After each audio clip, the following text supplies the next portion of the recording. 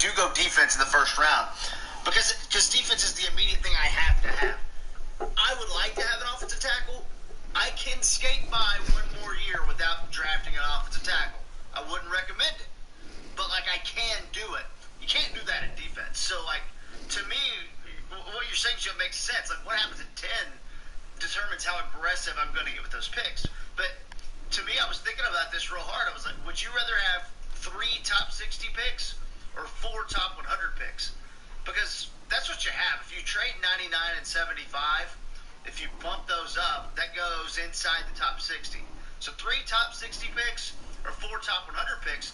And I think it's probably for me 3 top 60 picks, probably. But, you know, it's the old age-old question, show me who I'm drafting, and then I'll answer the question. Yeah, put them on the board. Tell me who's on the board with those 3 picks, KT. What are you doing? It's a cop-out. You know, I admit it's a cop-out answer, but, like, it's something to think about. It is something to think about, and the Cowboys will certainly be looking that direction. They could use those picks, maybe, on some defensive linemen. And we were going to talk defensive line on the Tuesday show with Bucky, Brian, and Dave, but a little bit of big news kind of hit instead, and there was a quarterback that signed a big contract. So we kind of pushed the defensive line aside. Plus, I think this is a great group to talk about defensive line because, well, it's not necessarily the first or second round where those guys are being mentioned. Sure, there's the Christian Barmores of the world and maybe a Tyler Shelvin from LSU and Levi Onwuzurike from Washington, but ultimately if the Cowboys are going to draft defensive line, Dane, it's probably going to be in the second, third, fourth rounds if they're going to try and spend any kind of extra premium to pick on that position. Yeah, and I think, there's not a defensive tackle in this class that's a lock top 25 pick. Even Christian Barmore, who, I think is probably the clear favorite to be the first defensive tackle drafted, but he's not guaranteed to go top 25, maybe not even top or even first round. So it's just it's an interesting group, and I think it depends on what type of tackle you're looking for. Oh no! You got a guy like I threw it right, and I missed the tackle. Violent, Are you freaking kidding me? Or the USC kid, Tuia Popolo. I don't think I said that right, but that's okay. Dang it! He's better as a run defender. I don't know how much juice he's going to give you as a pass rusher. Davion Nixon, he's more of that one gap guy who is a really good athlete. Just needs to learn how to be a better football player. Tommy Togiai is a high floor type of run stopper from Ohio State. You wonder about how much better he can be as a pass rusher. Is he just kind of he is what he is, just a stout 2-down player. Lynn McNeil, another guy who is explosive, and I see a lot of Javon Hargrave there. But again, you wonder about what's the value there in terms of second down, third down. So this defensive tackle class is really interesting because there's a lot of different options, a lot of different ways you could go, and I think you could find decent value in the third round, similar to the way they did last year with the Oklahoma kids. So this defensive tackle class, even though it's not strong at the top in terms of first round, second, third, fourth round, there's plenty of options, and these teams are going to do their homework, no doubt. It's a bit of a sweet spot for defensive line, but Jeff, Dane already mentioned it, you've spent premium picks on interior defensive linemen each of the last 2 drafts. You talk about Neville Gallimore last year out of Oklahoma in the third, and then the year prior, Tristan Hill out of UCF at the second. Are the Cowboys even remotely in a position to be able to spend another top 100 pick on a defensive lineman, an interior defensive lineman, after they've already kind of established that they're trying to build that around those 2 guys? I think so, only because I think rule number 1 in team building should be what we've done before doesn't matter. Now, I think there is a question to ask if you can do what you want to do on the defensive line better in free agency. I think there's a good group of free agent guys out there that can step in and be a starting nose tackle for the Cowboys. But, you spent a first-round pick on a linebacker, the 34th overall pick, and a second contract on a linebacker, and those guys didn't play well last year. So if I'm the Cowboys, I think I'm really prioritizing not necessarily a Neville Gallimore or a Tristan Hill type, who are more of those one-gap guys that Dane's talking about. But I'm looking for the two-gapper.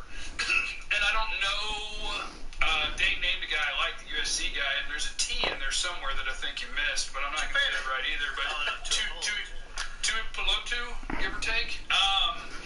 But like, yeah, I think there's some guys in this draft that really interest me in that. And teams around the NFL are going to value, obviously, the pass rushing guys more. But I think the Cowboys are in the unique position that I want them to add the big body. I want them to add the nose tackle because I think it gives your linebackers a better chance to play well. And it's just a matter of what do you realistically think you're going to get out of a rookie nose tackle? Or should you take that a different direction and say, oh, Dalvin Tomlinson's a free agent. Hello, here's some money. And fix it up that way. This is a part of the year, like if you're, you're watching tape on these guys and you're searching for positions, but sometimes, at least for me, and I know Dane's seen, way more, but for me, this time of the year, it's always fun because you're finding guys who might be 6th or 7th round gems, so they always pop up. It feels like we always fall in love with the one technique late in the draft, but we've spent so much time talking about defensive tackle, and I do think it just needs to be kept in mind that, hey, if you can find a defensive end that you might like a little bit better than Dorrance Armstrong and Bradley and it's the age-old thing that we played with Sean Lee for years. Is like you should never go into a season banking on Sean Lee to be there. All right. Well, I would say the same thing about Randy Gregory. And I love Randy Gregory, but they're banking on him to be their starting defensive end, and I'm not sure that's a great idea.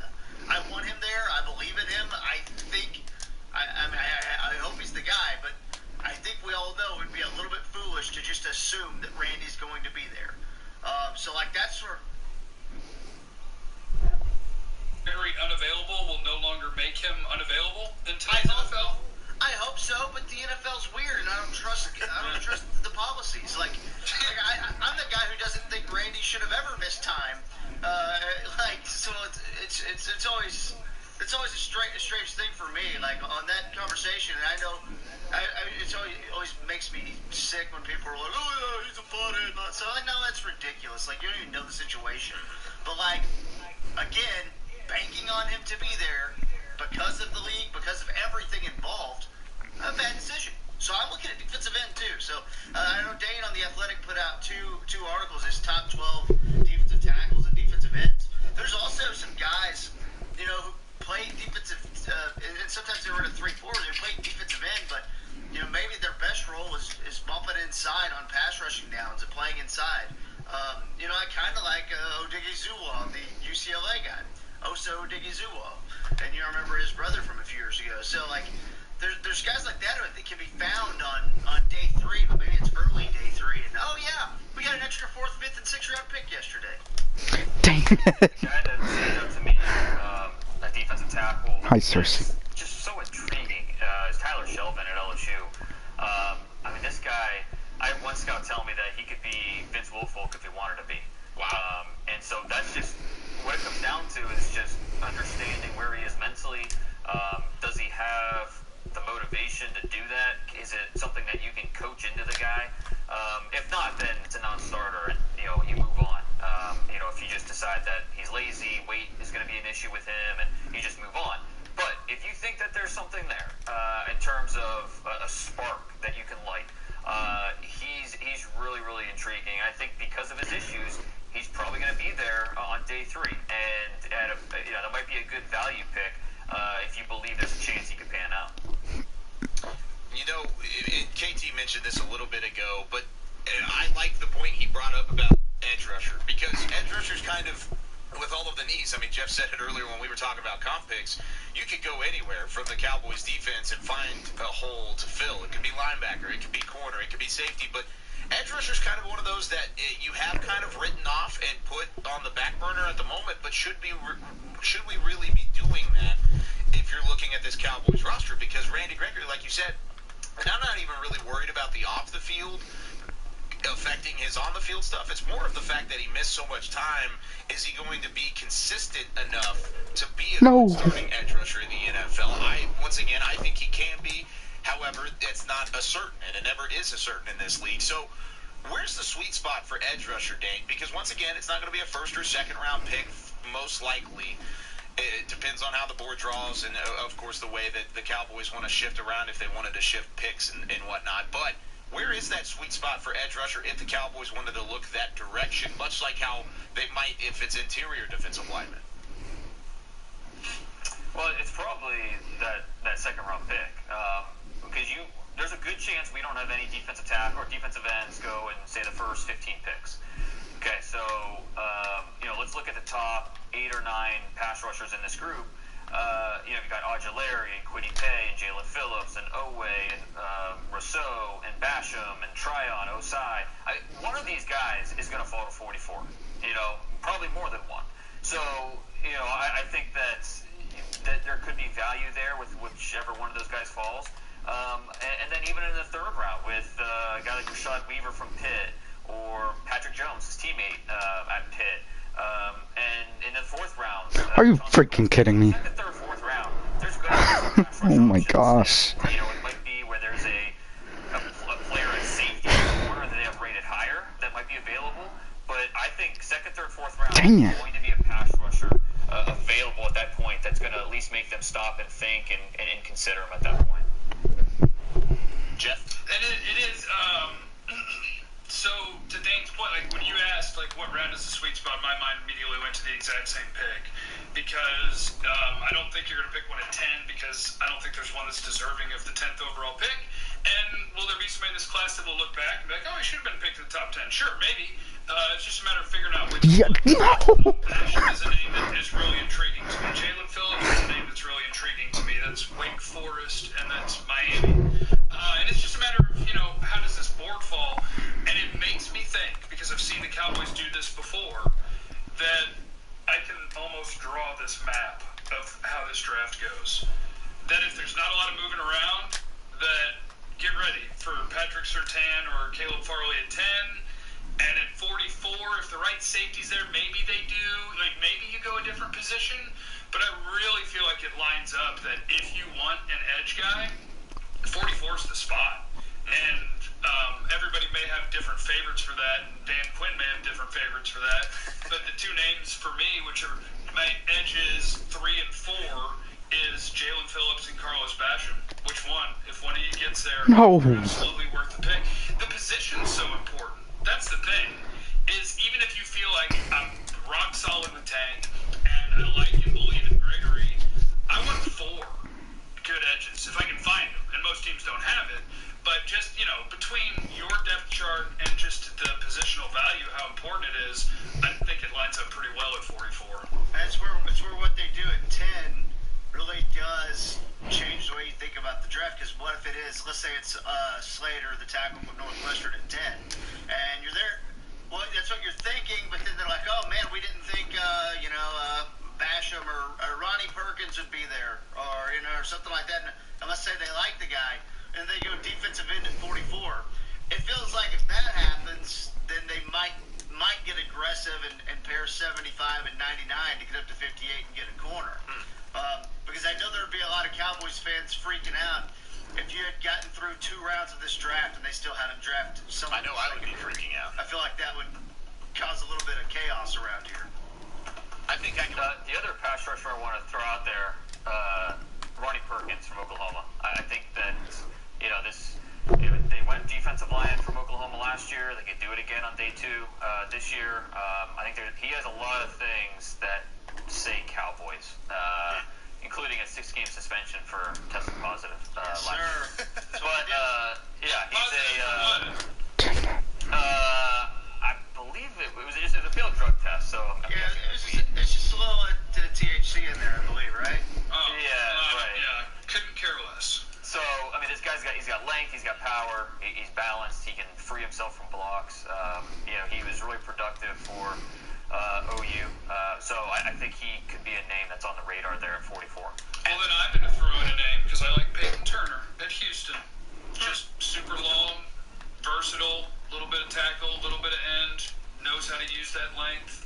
He's got it. I think I like more than others. I've got him as like a second-round guy. Am I too high? Dane, is that too high? No, that's I got a late 2 on him. So I'm pretty close. what I love most about him is he makes some plays that he has no business making because his effort is consistent. The motor doesn't quit, and you'll love to see that. And I think you're right about the versatility. Come on. And, reduce There we go. inside on third downs. Maybe he's your new Crawford on that defensive line. There's a lot to like about Turner. While we're throwing out names that we like, I know you guys talked about this earlier, but I have heard rumblings that the Cowboys do like Tommy Tonga out of Ohio State. I know you guys just talked about him a minute ago, and I threw an N in his name that is not actually in his name. I think it's Togai. Is that it, Dane? Is it just Tommy Togai? Togiai. Oh, okay, so there's like an E, but it's not actually an E. Togiai. Tommy Togiai. Yeah, I've heard... They can use a guy like him. I've heard rumblings the Cowboys do like what he puts out on film, so maybe that's somebody they look at. Where would he be sweet spot? Is that a third, fourth round guy? I think third round, mid-third round. I think right about where. Oh. Nice. Oh, it's a nice playmaker. He's stout. His strength's outstanding. He's also got some flexibility to him. I mean, he was really the defensive MVP of the Buckeyes.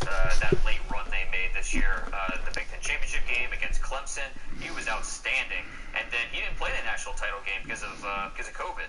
So, and you can tell his absence was definitely felt in that contest. So, a lot to like about him. I don't know how much pass rush he's going to give you, and so I think just understanding what his strengths are. He's a dominant run stopper who has a little bit of upside as a pass rusher. While defensive line might be a sneaky need for the Dallas Cowboys, tight end might be a sneaky need for other teams, and if Kyle Pitts falls to pick number 10, could the Cowboys trade out of that pick for a team that wants to go up and get Yes. forward to tie it in? We're No. going to that scenario and a couple other things when we come back on Twitter on the My 20 as the gosh. DallasCowboys.com draft show continues. Sometimes nothing beats a classic. Miller Lite. Kevin KT Turner time now for some Twitter on the 20. Twitter on the 20. Chris Beam on top of things back here in the SWBC Mortgage Studios, and we've got some good questions to start off. And the first one that I want to get to is the one that I teased going into the break, and this comes from Ernie. He says, Kyle, if a quarterback falls to pick number 10, or wait, excuse me, I'm looking at the wrong question. Ernie, I love your question. We've answered that before, though, on this show. If the quarterback falls to 10, who could trade down? But basically the same question, but with Kyle Pitts.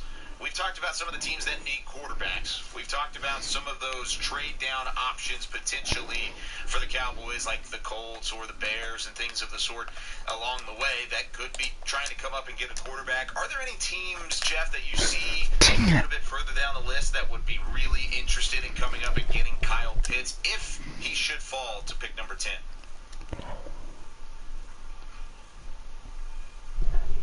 Should want Kyle Pitts. And that's the only thing I struggle with about Kyle Pitts is just battling kind of history, right? We're like, hey, where the great tight ends in the league come from? It's like, not in the top 10. But I can't hold that against him. He's a monster. Oh.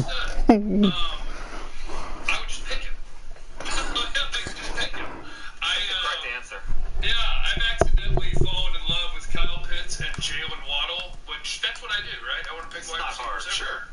Yeah, it's just that they're both unfair. They're just the mismatch that Kyle Pitts is incredible. Yeah, just pick him. Like, sure, yes, there are other teams that I think would be interested in him, and Dang it's it. all of the teams. So, like, could you trade away from Kyle Pitts and get some value for that? Maybe. Not like quarterback value. You're not going to hold somebody up, but man, everybody should want Kyle Pitts. Kyle Pitts he's a rock star. He's a freak show. When I go into 2022, there's a good chance Michael Gallup is not on this team, and there's a chance that Blake Jarwin's not on this team. So what's the point? What's wrong with having Kyle Pitts on your team then? Like, I know we all think immediately, and we should, but we also did just sign our quarterback to a pretty long extension. He's going to be here a while. Like, I understand the idea of like, oh, we got to go for it now because we haven't been to a championship game in almost 3 decades. I understand that, but Kyle Pitts is not stopping you from going for it. no, he's not. He's not. So, like, let's just, take the good player right there. So, I ain't mad at him. I know there's going to be a lot of freak out if that does happen, but I ain't mad at him. You take the guy who's awesome. Yeah, there's no question. That's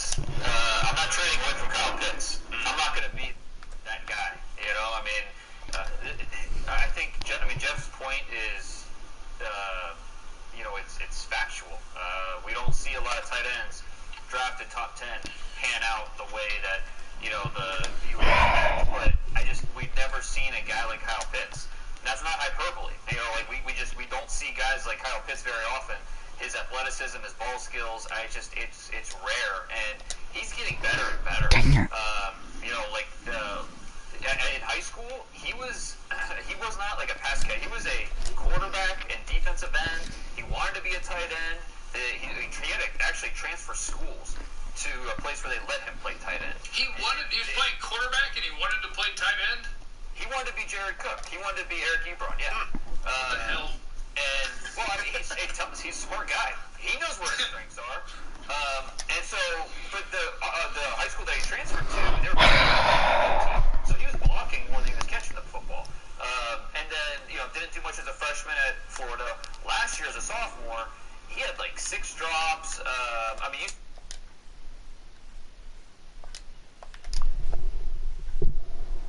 Ohio. Why?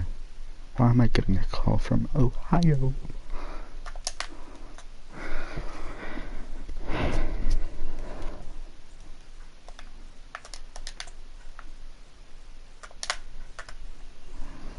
My gosh. Saw the talent, but it was, flashes more so than consistency. And based off of flashes, he was the 11th overall player on my board coming into the year. This year, 0 drops, and we saw just a polished pass catcher, a polished weapon. So he's getting better and better, and that's kind of scary. So yeah, if somehow he's available at 10, No. I'm feeling great about it, and I'll figure it out. Shoot. If you miss Kyle Pitts with your throw, like if you have a really bad quarterback and you miss by, 11 yards, Quarterbacks. he'll catch it. It doesn't matter where the ball is. It doesn't matter. We all just talked a big game right there, though. I want to do a quick exercise, and it may sound crazy since we're all at different remote locations. Kyle will weigh in as well. Yep. I'm going to count us down 3, 2, 1, and then you're going to yell out the player you would take at 10. If it's Slater, I'll even throw Penei Sewell in there, so we're having fun. Slater, Sewell, Pitts, Waddle, Surtain, Farley. 3, 2, 1. Pitts. Sewell. Slater. Oh, I guess if you threw Sewell in there, I would pick Sewell. But Slater's it would be offensive tackle there for me. I think out of the bunch if it's all those players. Huh? You dirty dog, you didn't play the game. I said Pitts. I just kind of said it out loud. But I don't know. I didn't feel like. Well, here's the problem with the KT games. KT's games and game shows, they're always great, but the rules get squirrely on you and you don't get prep time. Because like Sewell and Slater are both, those two and Pitts, they're all probably, for me, if you eliminate the quarterbacks, they might be the 3 best players in the draft class. I mean, Yep. If you told me they'd pick Penei Sewell, Rashawn Slater, or Kyle Pitts, I would say you're going to have a lot of the fan base that's like, what the hell, man? When are you going to fix the defense? And I would just go, well, they picked a dude that deserves to be picked in the top 10. And you're picking a guy for a half decade, maybe 10 years, so good pick. You're not going wrong with any of them. You're not. No, the top 5 players in this draft, non-quarterbacks for me, are Sewell, Chase, Pitts, Waddle, and then Slater. So yeah, I'm with you. To me, those are the top 5 players. And then after that, it's maybe Farley. So yeah, the top 5 players in this class, non-quarterbacks, are those 5 guys, and probably none of the 5 will be there. No. Oh, 1 second. It's a good chance. Should I go for it? Hey, you know what? That really works. 16, It takes the okay. pressure off the Cowboys. They're just like, all right, we can take Surtain and feel fine about it. Yeah, that's We're not skipping I'll over take the field. somebody that we love. I'm gonna miss this though. Because if any of those 5 guys falls and you don't take them, and then you take the guy that you're pretty much supposed to, I guess, or that you've been pigeonholed into picking, which is Patrick Surtain or Caleb Farley, then you're going to look at the other guys down the road and man, what about that guy Kyle Pitts that we could have had? But instead he's going along and playing really well for, I don't even know who the team is directly behind the Cowboys at this very moment. But here's another question. And I just... Oh, go for it, Jack. Go ahead. I was saying, we need to do another show, because I'll go 11 hours. Damn, I'm kicking off. Move like other people move. Jalen Waddle is, oh my God. Generic Giant at 11. Oh, no. You're just going to have to hope he pulls a hamstring or something. Because I saw Jalen Waddle, Alabama receiver, get covered once, and it's because they ran a bracket with a deep safety, and one of the bracket guys held him. Like that, you can't cover Jalen Waddle. The acceleration, the speed, the change of directions. And I tell you what, I don't even think he's a very good route runner. And you can't cover him because he just moves different than everyone else. It's not fair. He's a lot better route runner than he was last year. I think he's really improved. But yeah, he's more. He's like hesitate and go, like it's mostly just physical, and it's oh my god, it's incredible. Just the threat of his speed has defenders just like, okay, what do we do? Okay, I gotta play off. I gotta jump on his first movement. It creates doubt in the minds of corners. It's great. But I mean, honestly, I don't know. Does he make it that far? I don't know if he makes it out of the top 9 picks because he is that good. He belongs somewhere in the first 9 picks. So we're picking 3 quarterbacks in the top 10, 3 wide receivers in the top 10, 2 offensive tackles. What would that be? That's 8 picks right there. Let's look at this. A tight end. Say 4 quarterbacks. 4 quarterbacks go top 9. Okay. And then you got 5 more picks. And if it's Sewell, Chase, Pitts, Oh my gosh. Waddle, Slater. and then let's say those 4, and then you've got then that last pick before Farley. comes down to Slater, Farley, maybe Parsons. I mean, really, that's realistic for the top 9. It should be.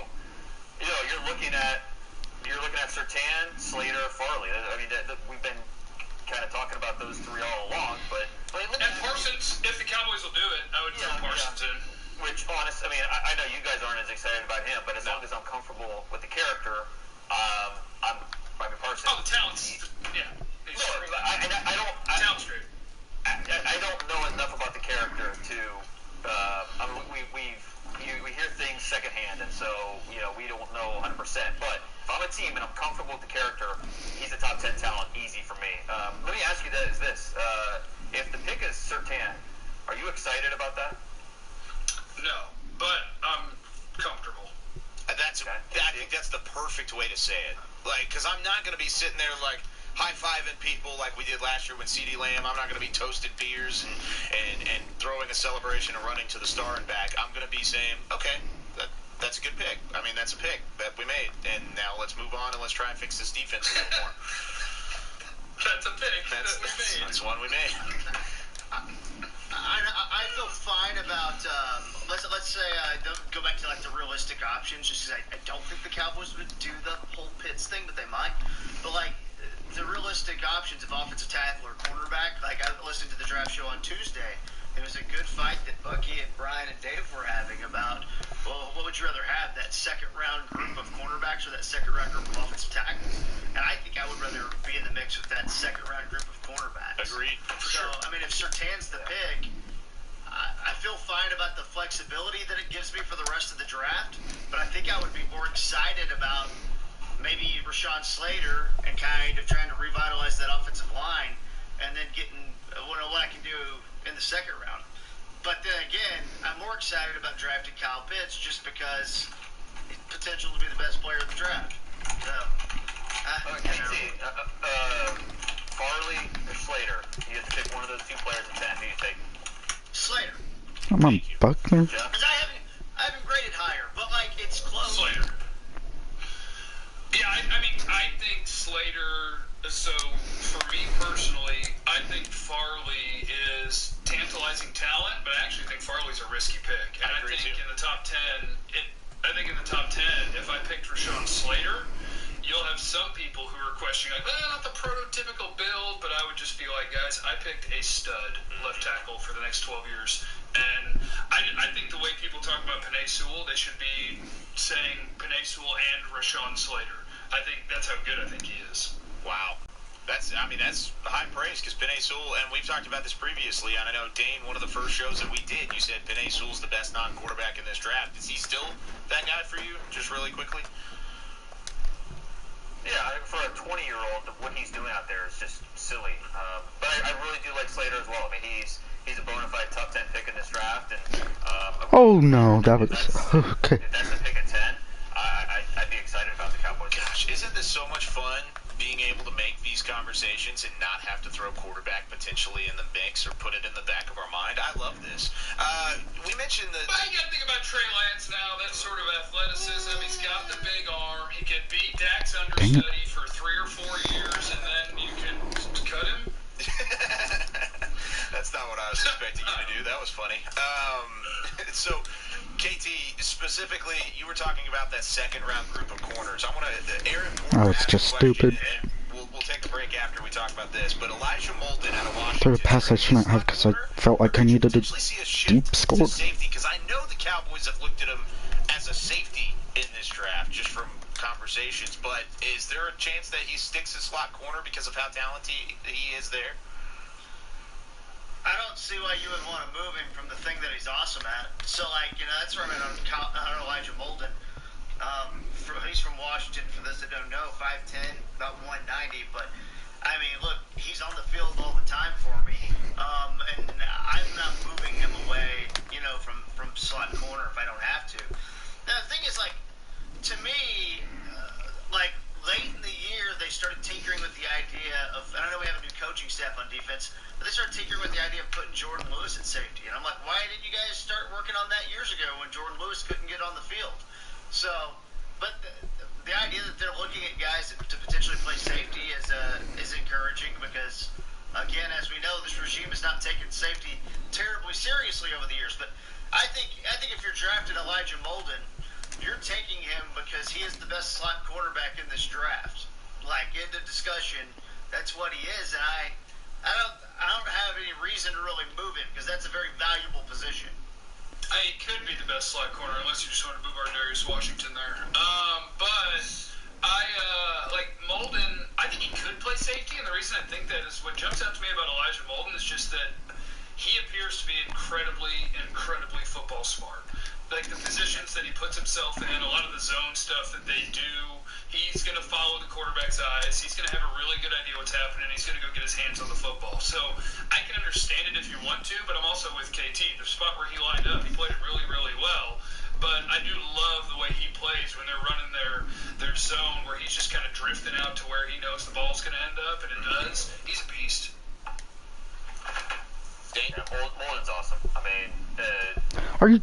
off the charts. The way he can process, he's very coordinated. He breaks on the ball to make plays at the catch point, and then his compete skills are off the charts.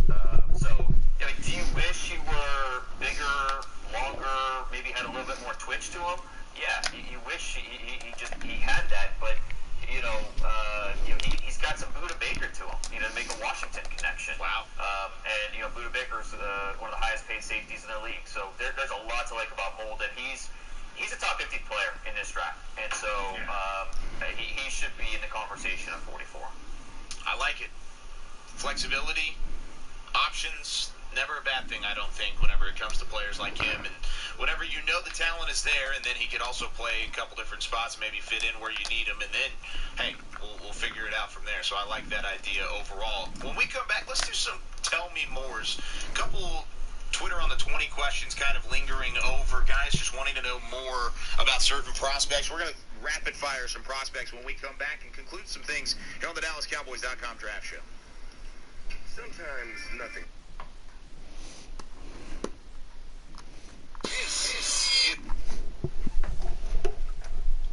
Presented by Miller Lite. Glad you've been with us here on this Thursday. Of course, this crew every Thursday, 10 a.m. Central Time live. You can catch us on Apple Podcast and on Periscope as well, and on the DallasCowboys.com app.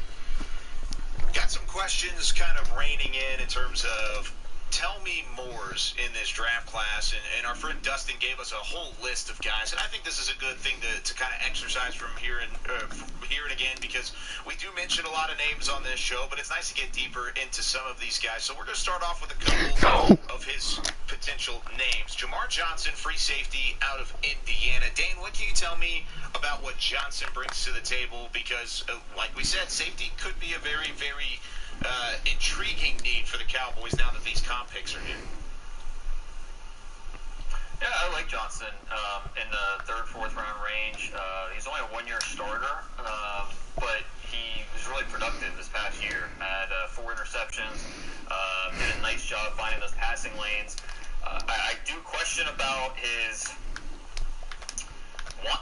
his toughness, his discipline as a run defender. I want to see him, he's a little choosy in that area, but in terms of awareness, in terms of range, in terms of ball skills, I think he can be that interchangeable safety and nickel that you're looking for. Anybody else have an opinion on Johnson? No, sir. Yeah, but I will tomorrow. Yeah, hit me up tomorrow. I'm about that life. I know you have an opinion on Divine Diablo, though, out of Virginia Tech. Let's go! Let's go! Let's go! Yes! Everybody hates my guy. Get up! Yes! Everybody hates my guy. And by hate, It's a strong word. right, and by hate, I mean has him lower than me, which means they hate him. I was surprised when I watched the Divine Diablo tape, which that's the best name in this draft, first of all. And I think it's not normal to see a 6'3", 227, 230-pound safety, but he played the position for Virginia Tech really well. Like, I think his awareness and zone coverage, like, as a guy of that size, you're not going to ask him to hang Oh my gosh. slot receiver. I think that's a danger zone. But I'm watching him, I'm like, man, this really, really big safety. Like, he runs fine, he moves well.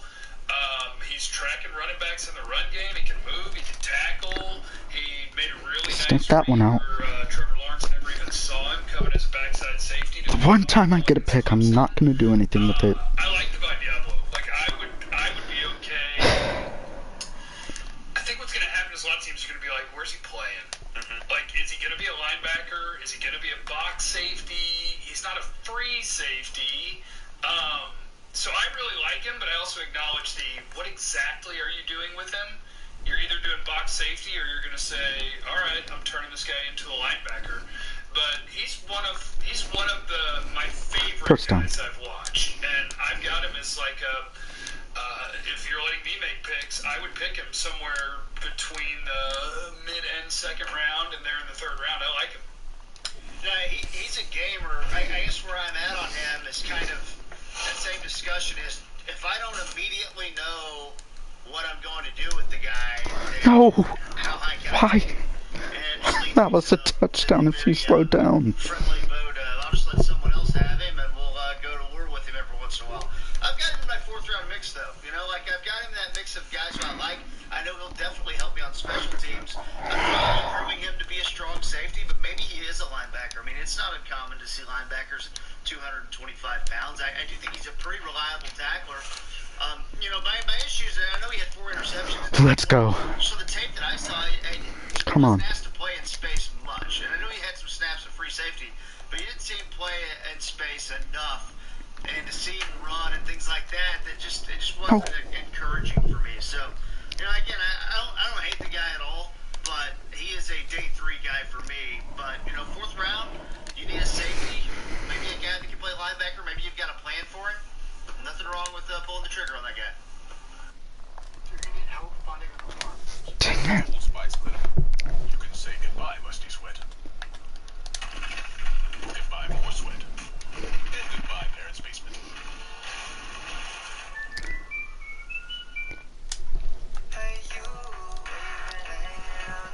They all like to say, I'm this today, or today I'm that. Yeah, and I kind of went the opposite way than Jeff, where when I watched him over the summer, I was like, this guy, maybe a top 100 guy. I like him. And then the more I watched him as a senior, I don't know, I kind of backed off that just a little bit.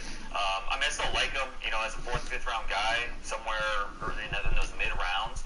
I don't know. I just No, he dropped the freaking ball. position. I want more. Damn it. KT was saying, be able to play in space, have the recovery speed to make plays. Now I think he's kind of tailor-made for that, like a box safety, that robber scheme. He can do that really well, but he's just not going to be a fit for everybody. Another name. What about Jordan Smith, defensive end out of UAB? The Blazers having Jordan Smith there. I believe it was a transfer, right, Dave? Florida, yeah, he got into some trouble there. Yeah, trouble guy. But he's really, really talented. I mean,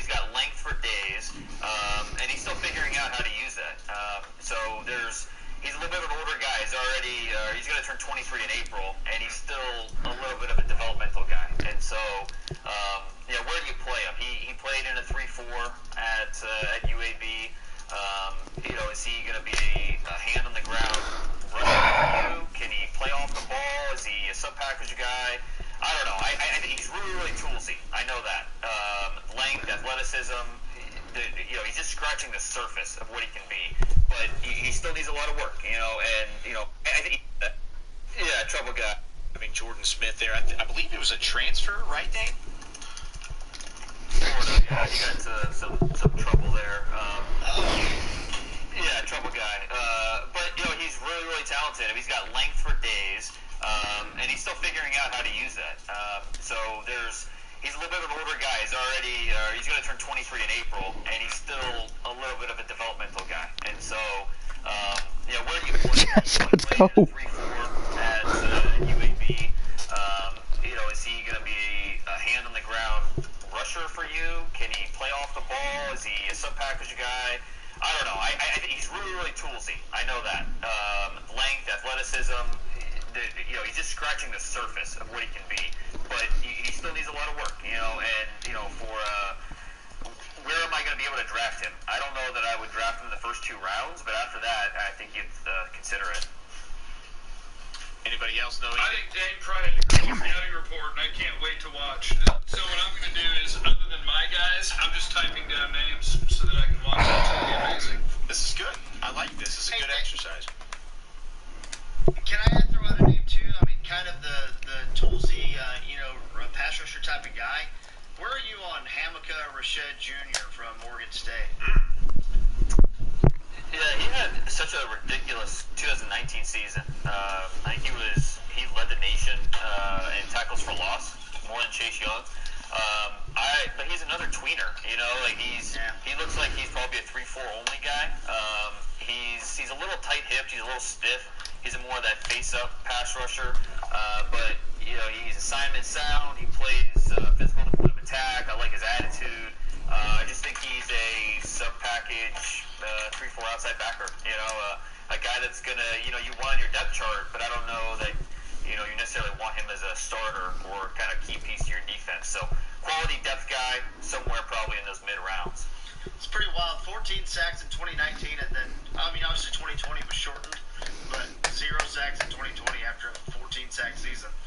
Just like just kind of on everyone's radar. And while I watched watching his tape, I was like, I've got 5th round on him. So Jeff, I got another guy to add to your list. 3-4 only guy. Anybody else know I anything? think Dane probably. Where am I going to be able to draft him? I don't know that I would draft him in the first 2 rounds, but after that, I think you'd consider it. Anybody else know I anything? think Dane probably had a great scouting report, and I can't wait to watch. So what I'm going to do is, other than my guys, I'm just typing down names so that I can watch them. It's going to be amazing. This is good. I like this. This is a good exercise. can I throw out a name too? I mean, kind of the toolsy, pass rusher type of guy. Where are you on Hamilka Rashed Jr. from Oregon State? Yeah, he had such a ridiculous 2019 season. I think he led the nation in tackles for loss, more than Chase Young. But he's another tweener, he looks like he's probably a 3-4 only guy. He's a little tight-hipped, he's a little stiff. He's more of that face-up pass rusher. But he's assignment sound. He plays physical to point of attack. I like his attitude. I just think he's a sub-package 3-4 outside backer. A guy that's gonna you want on your depth chart, but I don't know that you necessarily want him as a starter or kind of key piece to your defense. So quality depth guy somewhere probably in those mid rounds. It's pretty wild. 14 sacks in 2019, and then obviously 2020 was shortened, but 0 sacks in 2020 after a 14 sack season. Just like just kind of on everyone's radar. And while I watched watching his tape, I was like, I've got 5th round on him. So Jeff, I got another guy to add to your list. And KTL is telling me. Come on! Simi Fehoko, receiver out of Stanford. You know how I know his name? How's that? Because I didn't have Tay Goin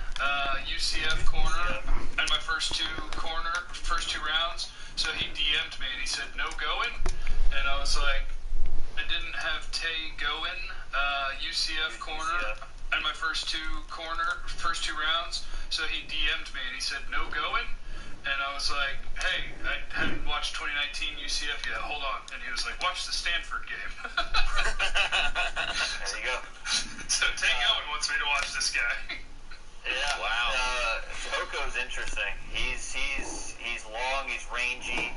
He's a little raw for a guy that's already 23 years old. He's a 2-year mission guy, religious mission, and so that kind of he's a little bit of needs a little bit more work for an older guy. But man, he's watch the UCLA tape from this year. He had a ridiculous game. He's a fun player to he's a day 3 receiver, but a guy with some upside and a guy that could end up being a better pro.